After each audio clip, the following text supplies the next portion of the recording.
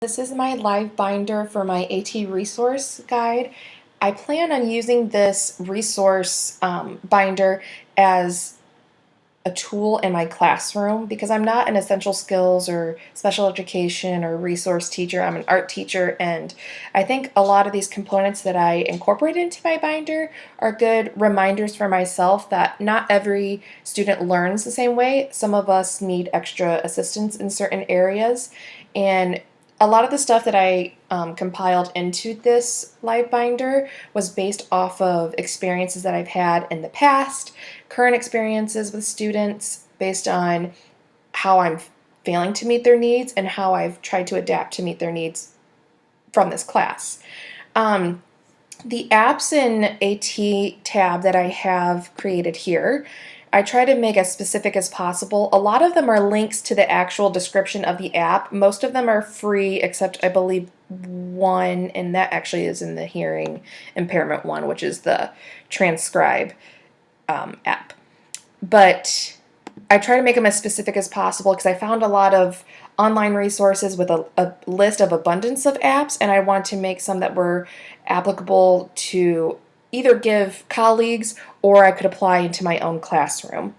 Like I said, I'm an art teacher, so I tried to focus mainly on things that could help my students in the art classroom. We do reading and writing in my classroom, so Read and Write was a Google extension that I had talked about earlier.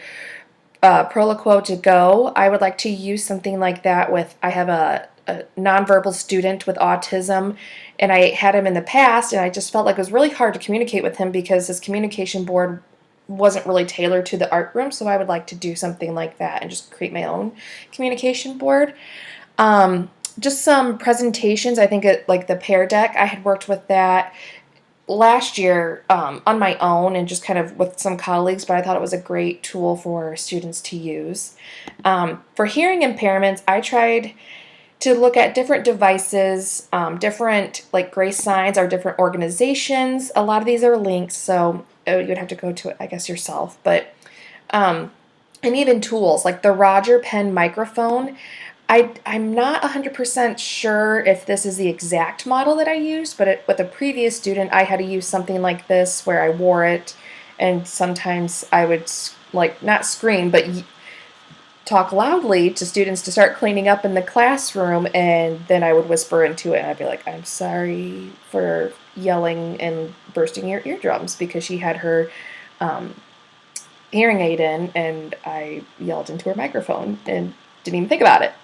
My topic of choice was adaptive art because I am an art teacher, and so a lot of the resources on here were just kind of for my own reference, like the NASCO is art supplies. I think I put Dick Blick on there too, but there were several sites that I put on there for the different types of adaptive art that I could purchase. Not necessarily art tools, but even like lesson plans that I could use.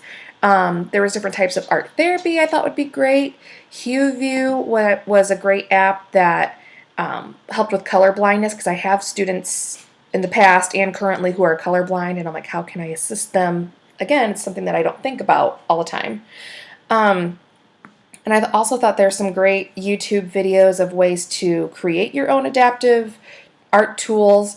There was another class that I had seen of how to tailor to each student's needs and to modify the projects to them, and even just different apps and stuff that I could use to draw upon the student's skill level and their knowledge.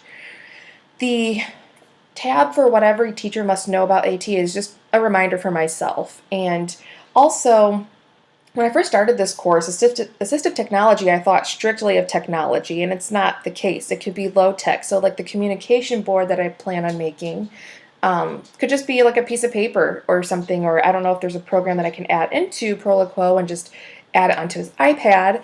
But it's just different components that I thought were interesting and as like a daily reminder for me to incorporate with my students, so I'm not constantly thinking like, oh, I need a computer or I need an iPad or I need something digital to help my students, because there's other ways around that.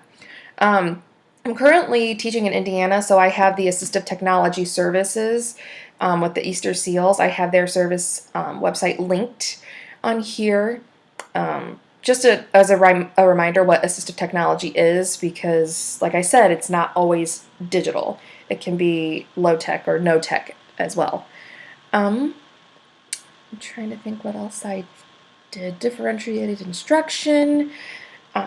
I did some presentations that talked about the different levels of assistive technology, like this Prezi here, like the no tech, low tech, mid tech, high tech, all that jazz. But the Brave and Attempt is a blog all about the accessibility of different Google extensions for different impairments. And I thought it was a great resource to look at, especially because we use Google Suites in my district, and I thought it was a great tool to actually apply into my classroom. But like I said, I plan on using this for myself, but feel free to look around and see the different resources that I have, and I think there's some great things that can be applied in all areas. So enjoy.